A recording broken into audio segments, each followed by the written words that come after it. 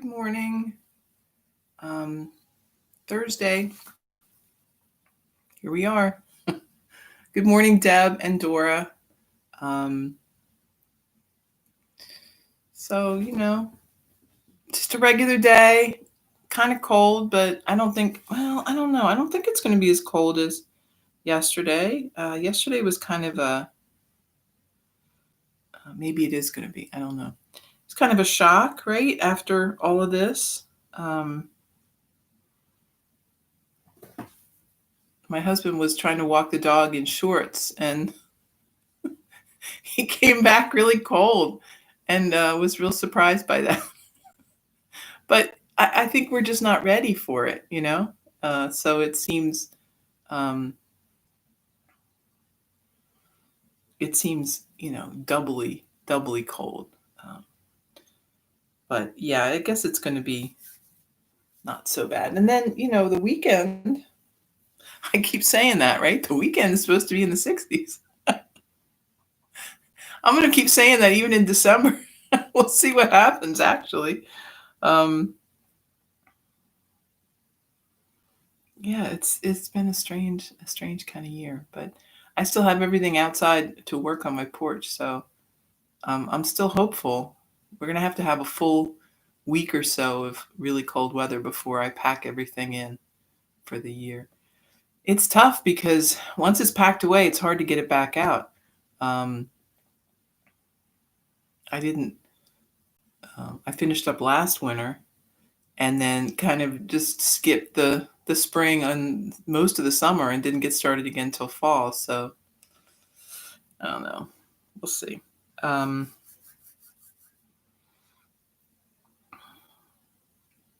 but I do have the ceiling up. So I believe we're not going to have anybody living up there. We'll see.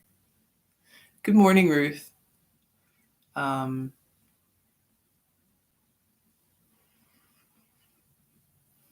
so that's it. Let me think. What is today? So my husband has this subscribed to this calendar of like national days. So I'm sure you know about all this, like how everybody has a day. Like, there's like a chocolate cookie day and a ice cream day and um,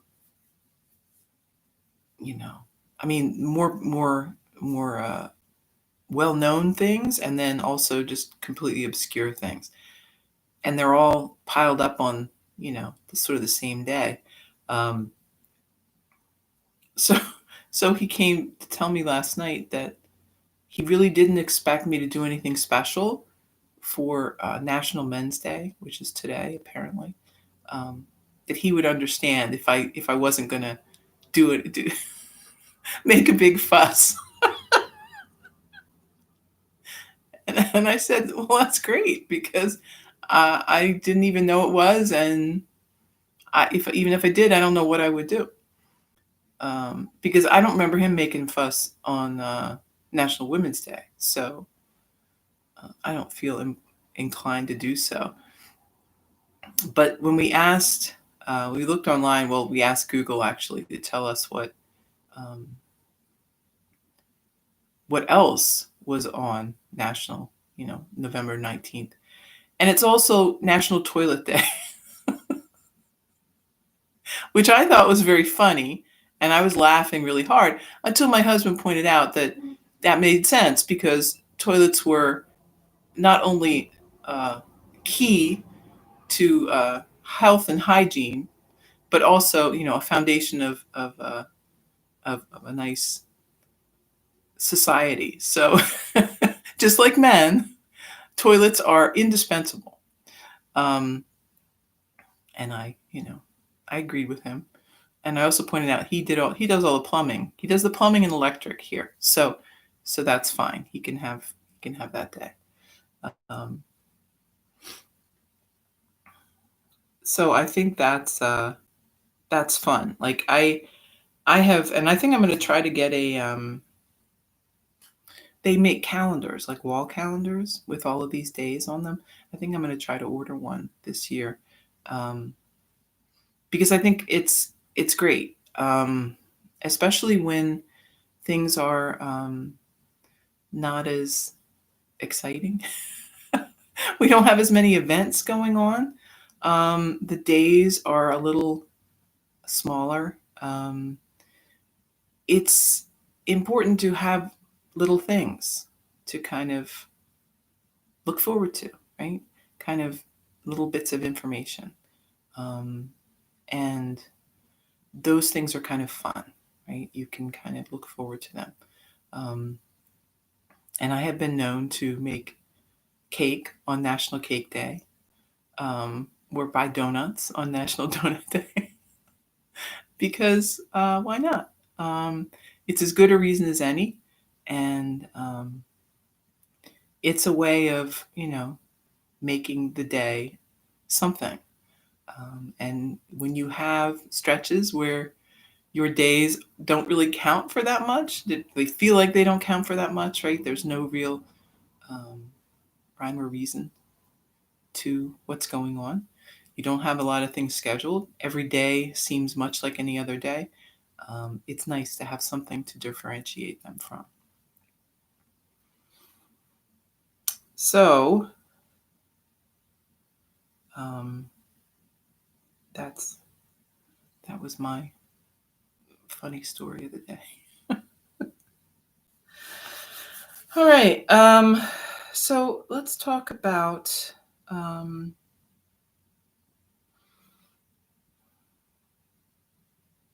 let's talk about the beginner's mind. We talk about this a lot in yoga. Um, Looking at things from a new perspective, from a beginner, rather than considering yourself an expert. This works for everything. I mean, it's ideally suited for yoga, but this is an attitude that helps with everything you may do. Um, there is never any one of us who is so skilled and knowledgeable that we can't learn something new, that we can't benefit from someone else's perspective. Um, I remember my husband doing plumbing on um, the washer, and he was having a lot of trouble with something because something was stuck, and he couldn't find the thing that went to this thing. And I did not. I stayed out of it because I didn't know what was going on, and he was getting really frustrated and really upset. And he showed me what he was talking about, and I said, that. And at that point, he realized that what he was working on was actually a broken part of something else. And me pointing that out allowed him to see how he could take that off and get a new one, and everything would fit. He didn't realize that it was broken off. Um, so, again, like a fresh perspective on something can be very, very helpful. And I think many of us resist this. We think we know everything, right? We think that we know the right way to do it, um, that no one else is going to be able to figure it out as well as we can. I grew up in a household, and it was hilarious when my dad and my brother and my sister and I would all get together. Um, Everybody was an expert. Everybody knew the best way to do something, and nobody everybody wanted, give it to me, I'll do it. um, Nobody wanted to let anybody else do it, right? um, I don't think my family that I raised is the same. um, but it's a real tendency, right, that you want to show that you know better, right, than someone else. um, but in truth, someone may have a better perspective than you. And when we can keep that frame of mind, that sort of humble feeling, it not only opens you to maybe some good knowledge that could come your way. But it also gives respect to other people and to what they may have to offer. Um, Especially when you're dealing with younger people, it's important, I think, to keep that in mind. A lot of times, younger people don't feel very confident about what they know and what they don't know. Um, and when you can listen to what they're saying, not only can they help, but it also shows them that you respect them and that you value what they have to offer, even if it isn't that helpful. And maybe it won't be, but it might be down the line. You just never know. Um, I'm often um, I my son.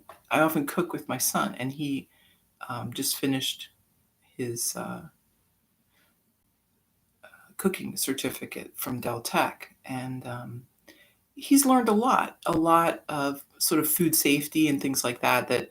Things that maybe I kind of knew just from cooking for a lot of years, but some things I didn't really know, like specifics. And he's been very helpful to me, putting out, like, oh, well, this is why, or this is why this works that way. Um, and that's really been nice. Not only do I been learning things from him, I think he feels like he's able to demonstrate some knowledge to me, which is really invaluable. I think children and young people um, often are belittled for what they believe or what they know. I think older people often discount them and say, you only think that because you don't have the experience or whatever. Um, so rather than go at them in that way, listen to what they have to say. Um, it may not be helpful, but it might be one of these days. You never know. And if you shut down those lines of communication, um, you'll never get that back. Right? Um, I think I said this the other day. My dad was always of the belief that, people under age 60 didn't know anything. Um, and I'm sure, that he missed out on a lot of good information if that was his attitude towards everyone. Um, so let's have a more open mind, a beginner's mind. Um, Remember what it was like when you first started learning yoga. How, and the wonderful thing about coming back to the beginner's mind is that you've lost that fear, right? When you first start, there is a certain amount of fear and trepidation. You're not sure what's going to happen. So you maybe don't go all in. You're stepping back a little bit. When you come back with that same mind, you've lost that fear. You know what's to come. So you can really embrace it. You can really look at it closely without holding back. And that's really amazing. I think it's really the best way to be with everything. Um, so learning something new, learning something new about yoga, or really about anything. Um, I think that's one of the best things is to come back to something that you've learned with a new twist. And as I'm saying this, I feel like I'm probably going to do this with I was telling everyone that I'm not gonna bake, right? I've been watching the Great British Bake Off, but I'm like, I'm not gonna bake anything. Are you kidding me? This is too hard. I'm not doing this. I'm just watching. But now I think I really am. I am gonna learn how to bake some of these things because they're cool and because I know how to do some of this stuff, right? I've got some skills, but I'm gonna start over again. I'm gonna become a beginner and learn how to bake. Um, why not? I know a lot about cooking. Why can't I bake? I'll become a beginner and learn again. Um, we can do this over and over in our life. Um, you can relearn how to do things. If you find that you are not, what you've learned isn't working, relearn it, right? Maybe you learned a certain way to deal with people or things, and it doesn't work for you. You know, you're not getting the results you want. Start again. Learn. What is a better way? How can we do this in a way um, that will get you the results you want? I think a lot of times we think how we do things is something personal, right? It's something about our personality or who we are. But that could not be further from the truth, right? We know this. We know that we are the self. We are this never ending, never beginning source, right? And then we are the things around that, right? Are the sum total of our experience and our interpretation of the world.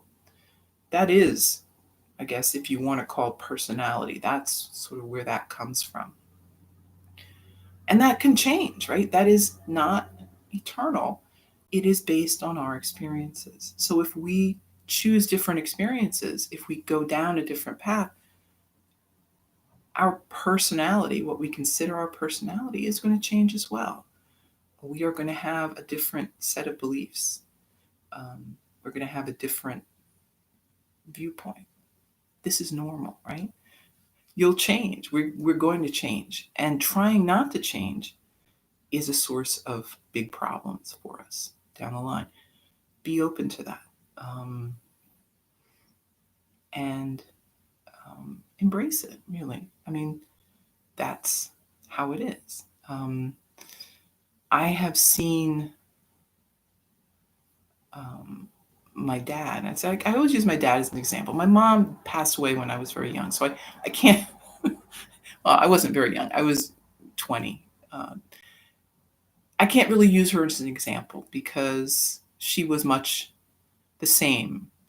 But my father, I saw him change so much over the years.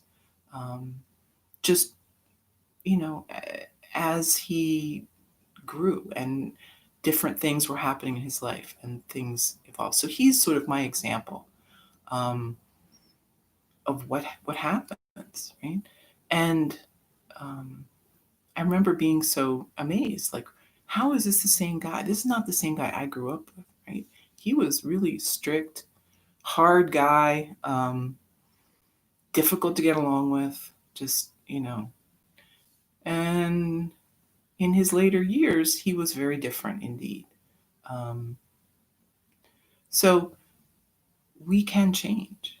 We evolve. We're naturally changing all the time. Um, don't don't be afraid of that. Embrace it.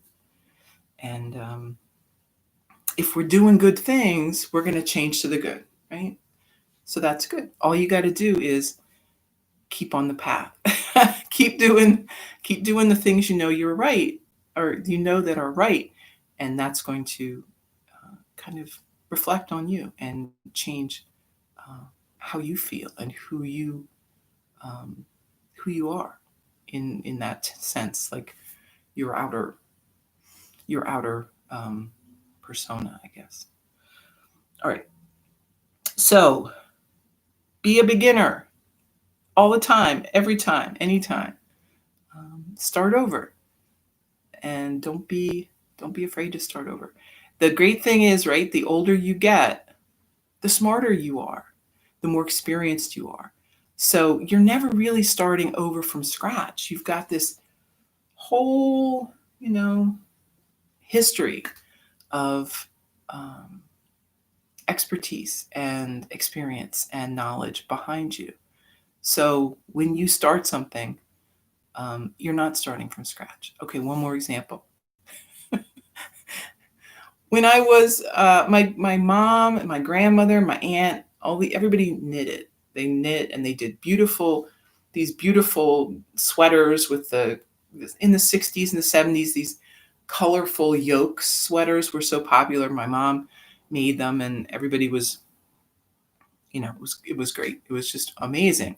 So I thought, I'm like in college with my first boyfriend, and I thought, which is Dave, and I thought, well, I'm going to make him some socks for Christmas. Wow, how hard could that be? And of course, I picked Argyle socks because why not? Why wouldn't I pick the most difficult thing for anyone to do for me to start with my first project, knitting, right? So my grandmother showed me how to do it, cast it on, knitting away, knitting away. And the sock is coming out. It's maybe this big, and I'm pulling it so tight, and it was just awful. And I just threw it. I was done. I'm done. So that was, I was 20. Well, I was 19 or 20. And it wasn't until I was about 40, I guess. And my mom had passed away, my grandmother passed away, and my aunt had just passed away. And I realized there was no one else in my family that knew how to knit. Nobody knit. Nobody did anything like that. So I was like, okay, fine. I'm going to learn how to knit. Now I'm going to knit. So, of course, then, the internet was around. So plenty of information, plenty of good things. And I tried it. I really was nervous. I was like, man, I don't think this is going to work. I have such a hard time. And it was so easy. Not only because of the information, but I don't know, like just I was ready. And all of the other things I'd done throughout the years made sense. And knitting sort of made sense to me at that point. I make lots of things. I've made sweaters and socks and different things. So again, don't believe that you can't do something now because you tried it a while ago and it didn't work. You're smarter now. You're more skilled. You have all of these other attributes that maybe you didn't just a few years ago. So be open to that. All right. So let's do some asana. With a beginner's mind, think about when you did these for the very first time. Think about how that felt and how it feels now and how that has changed.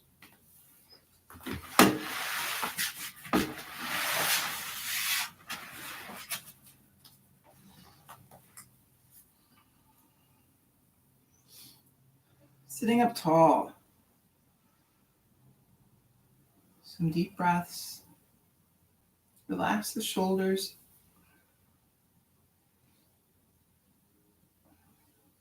I'm still having some trouble with my shoulders. Carrying sheets of plywood, it's not recommended. Deep breath in. Hang your head down.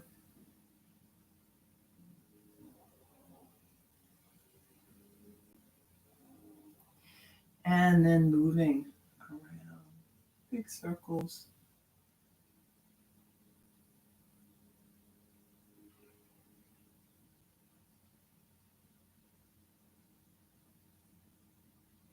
One direction and then the other.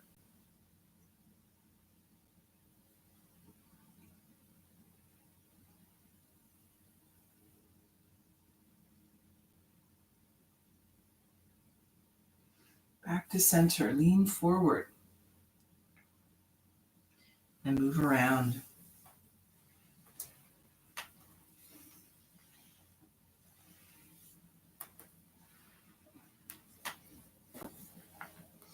One way and the other.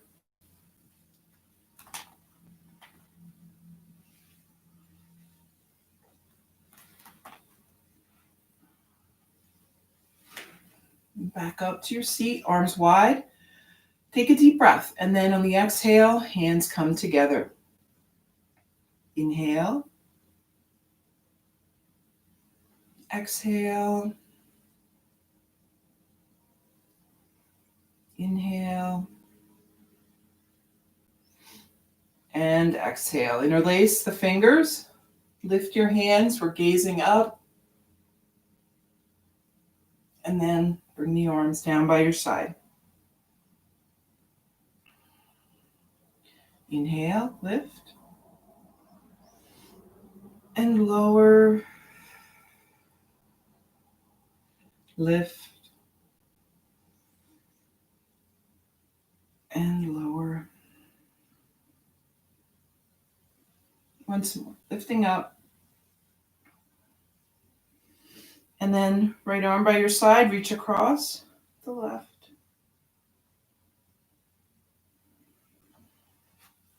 Switch.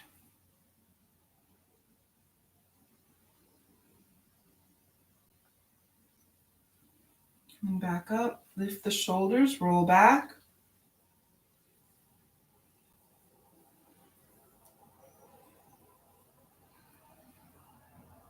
And forward.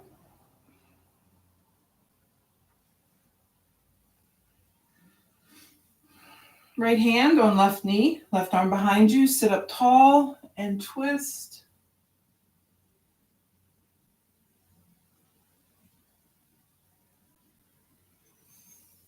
Back to center and twist.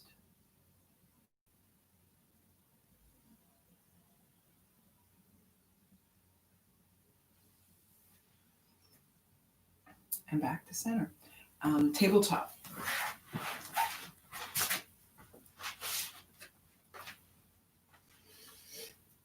Let's move through cat-cow for a few breaths. Inhaling and exhaling.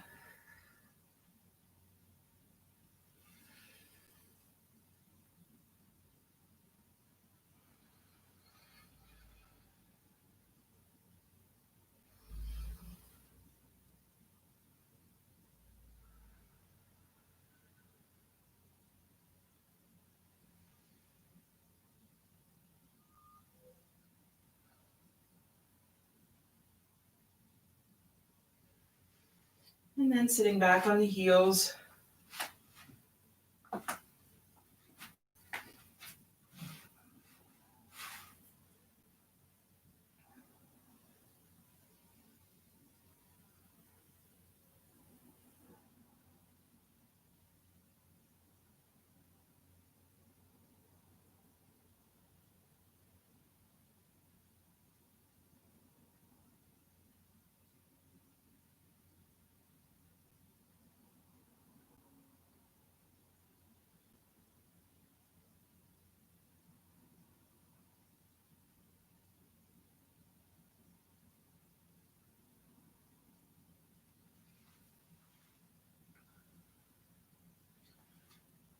Looking back up. Let's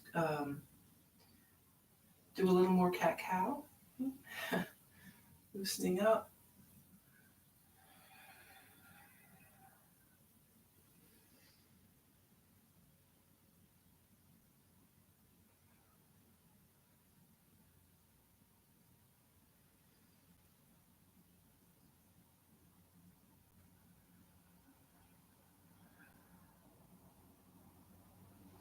And then back into child's pose. Maybe bring the knees a little wider.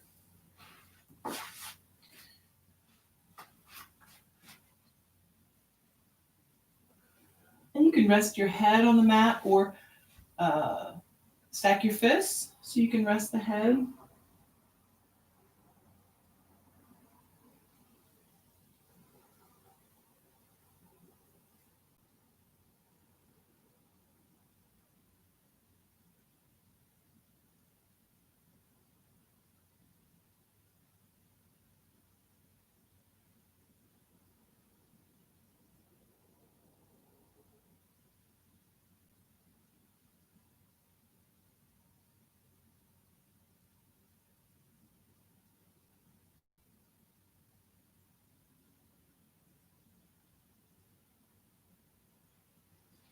And then back up. Tabletop. We're going to walk the hands out a little bit and then lower down.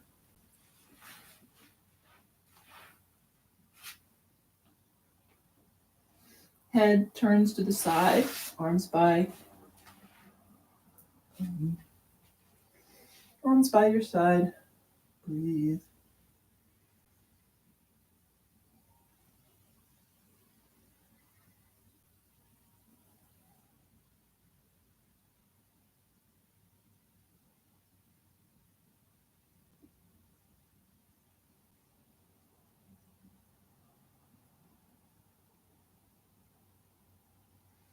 Back to center. Let's set up for Cobra. So we've got hands about chest height, elbows close, tops of the feet resting on the mat. And when you're ready, we're lifting up, head and chest. Cover the hands, breathe.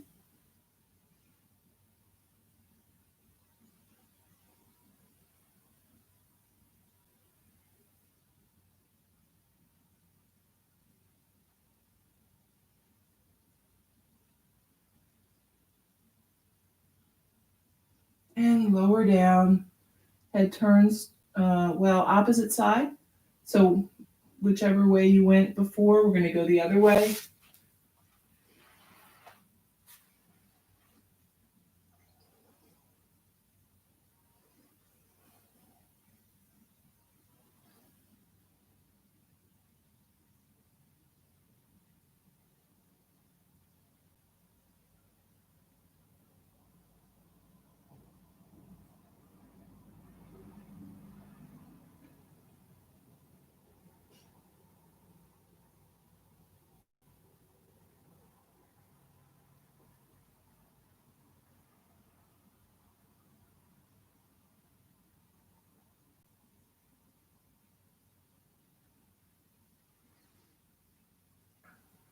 Head back to center.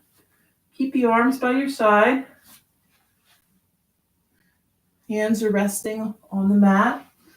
And then we're going to lift up head and chest and the arms and the legs.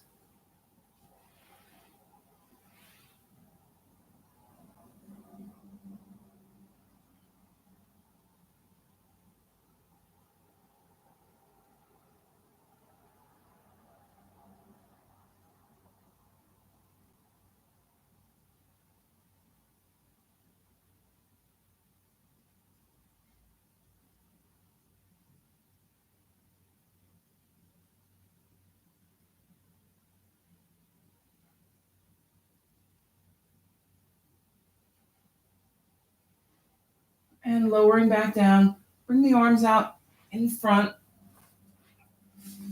and rest the head on the hands.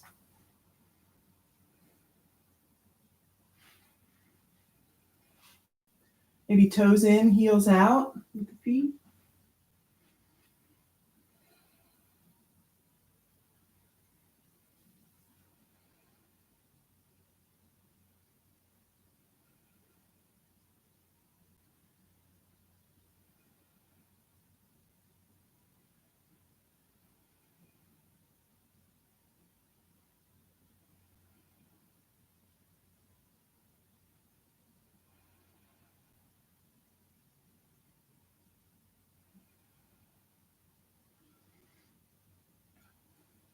And then we're going to bring the hands right by the side here, about chest height, and pressing up to upward dog.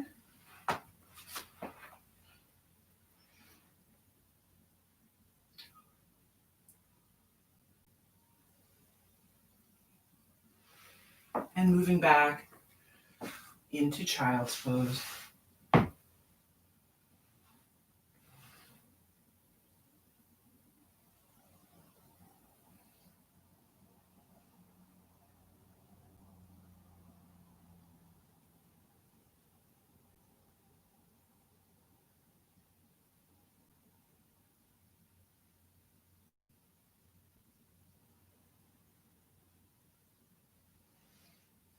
Back to tabletop and then swing the legs around, coming to a seat.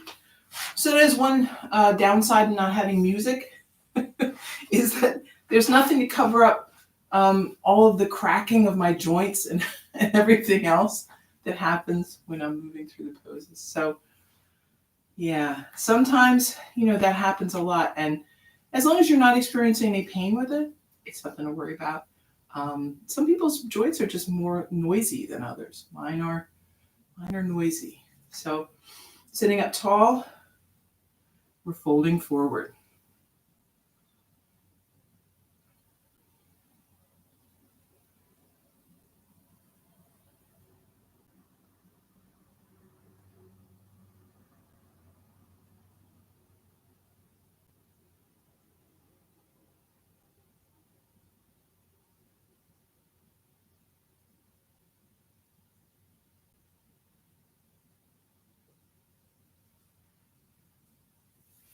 Come on back up, both legs out in front. Inhale, and then fold forward.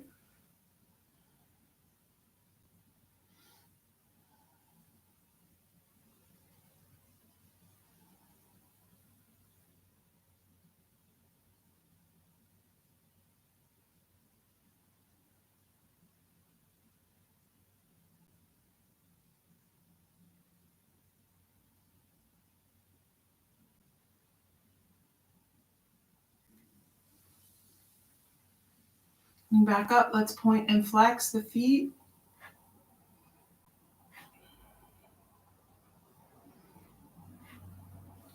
Then rotating the ankle one way and the other.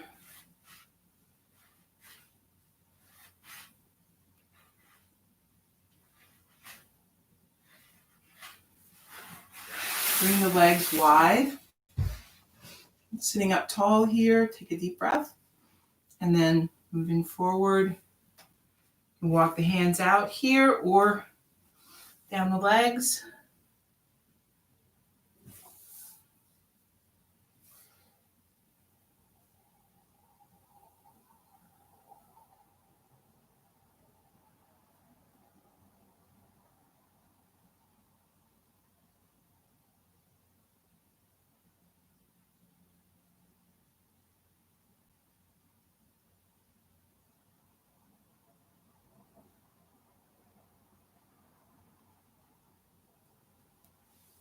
Back up.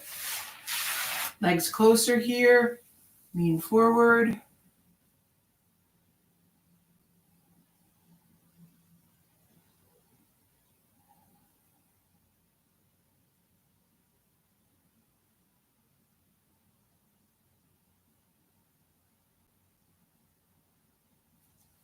And back up.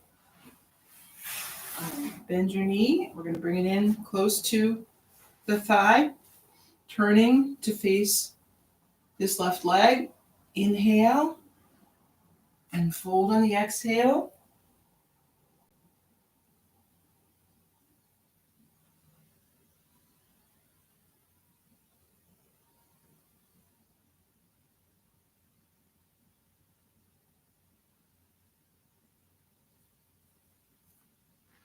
Walk your hands back up and then switch.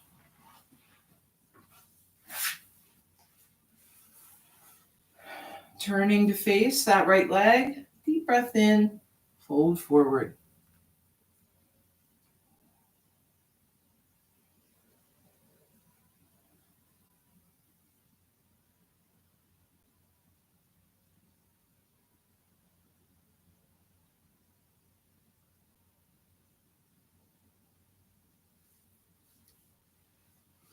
And back up, both legs out in front. Breath in, fold forward.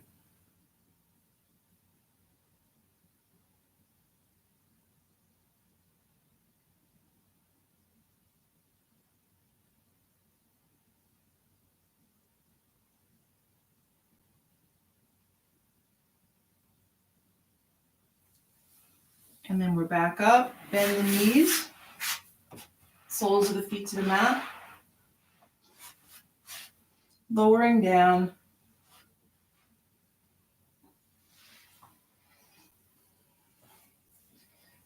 And getting comfortable on the mat. Take a few breaths.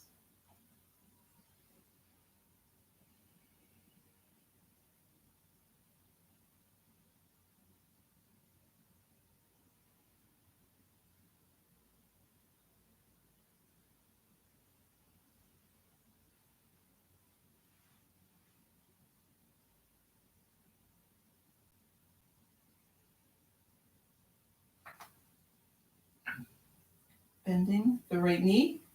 Bring the ankle on top of the left knee, and then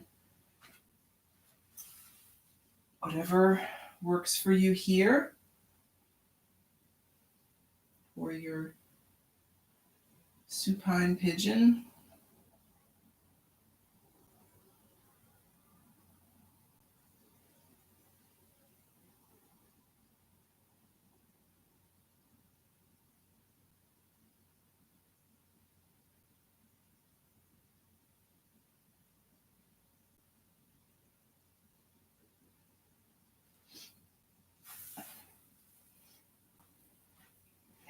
Set the foot down, and then we're going to keep that right ankle on top of the knee, lowering down. Breathe.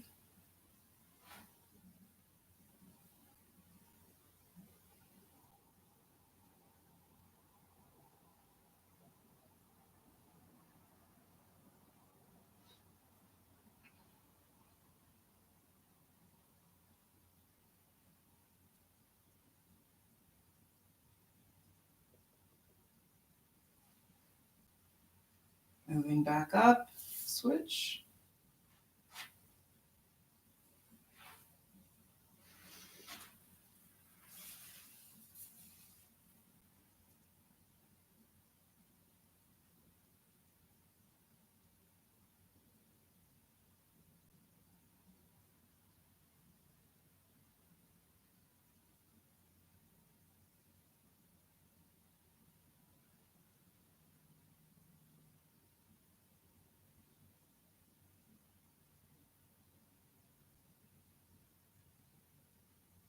And rest the foot back down.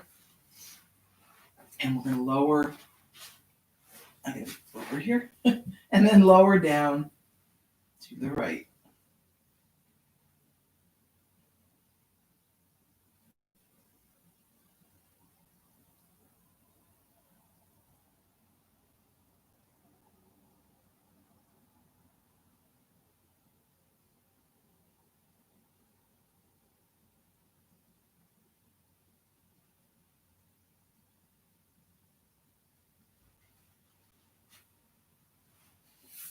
Back up, and then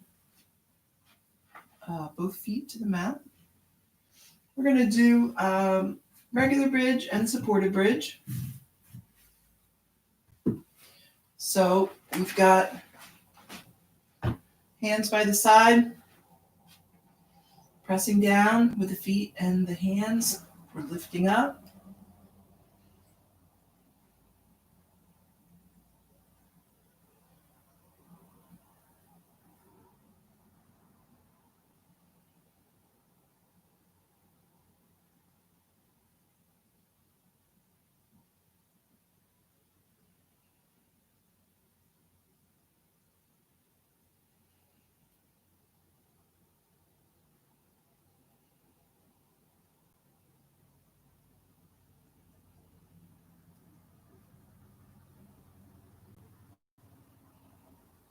Lower back down. Take a breath, and then we're lifting up with your block. Find a place where it feels comfortable. Take a few breaths here. Relax.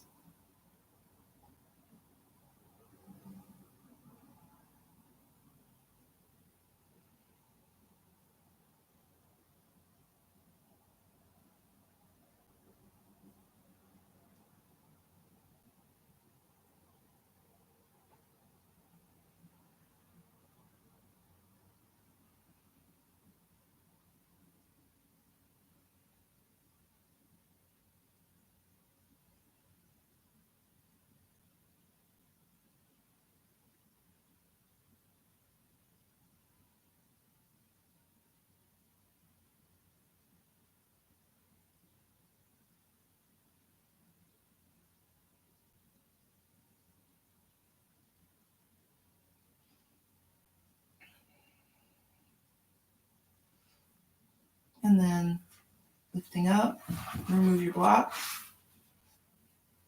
Settle back down. Soles of the feet together, knees apart.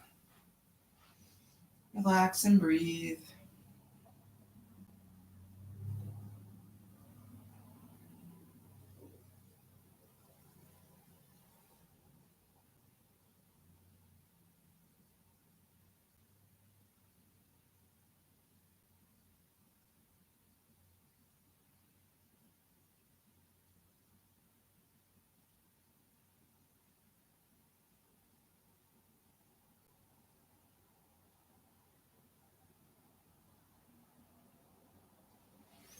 Bringing your knees together. We're going to hug them into the chest.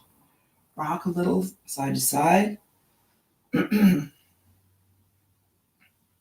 You can make some big circles with the knees.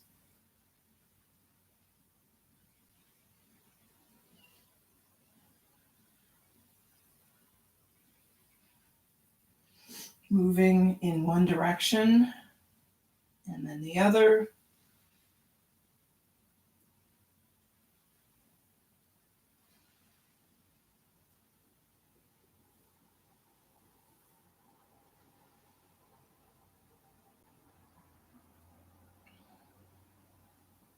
Extending the legs. You can get a hold of the feet or the ankles or something for happy baby. You can rest here or you can move side to side if that's preferable to you.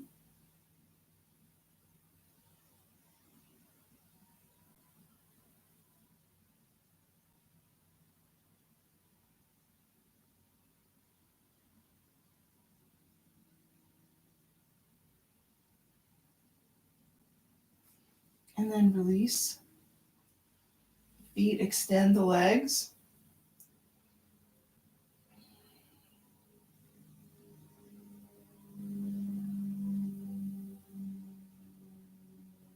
And then lowering down.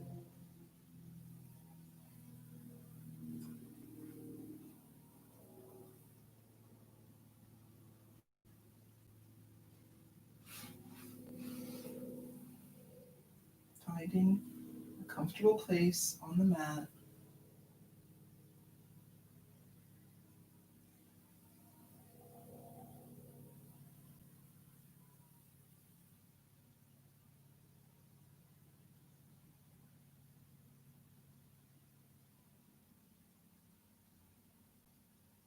We're going to move into Shavasana.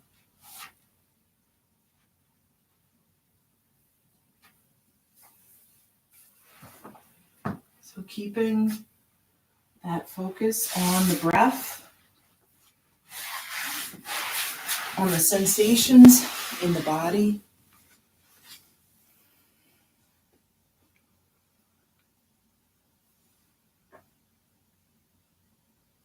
Notice how it feels to lay on the mat. You can do kind of a inventory of the body, going from the toes up and then back down again.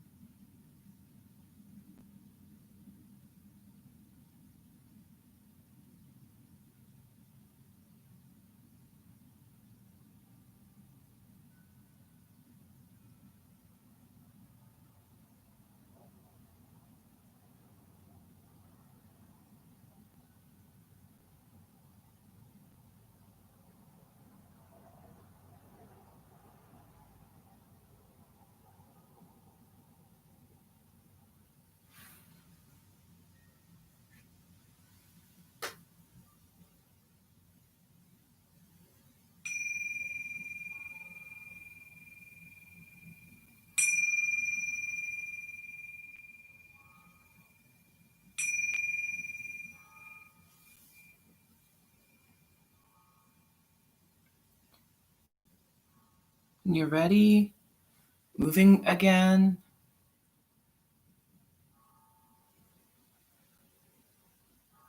Waking the body up to movement. And then coming to a seat.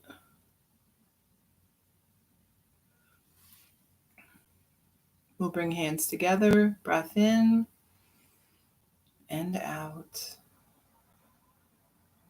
Thank you for coming to your mat this morning and sharing some yoga with me. I hope that you have a really good Thursday. Namaste.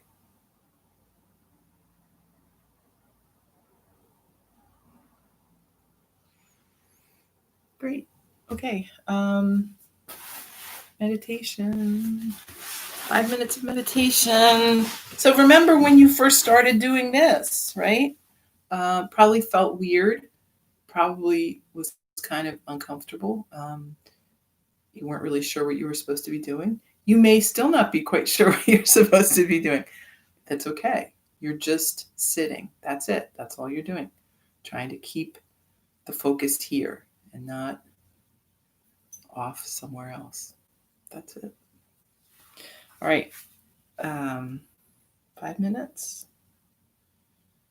Sitting up tall. Relaxed breath.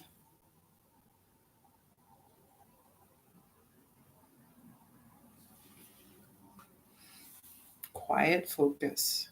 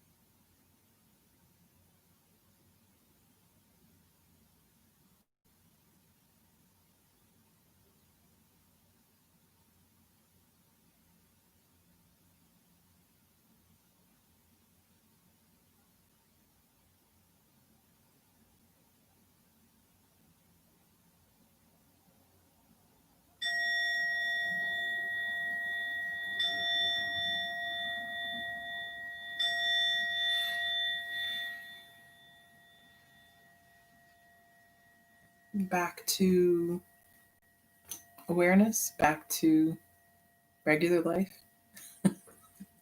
Here we are. Okay,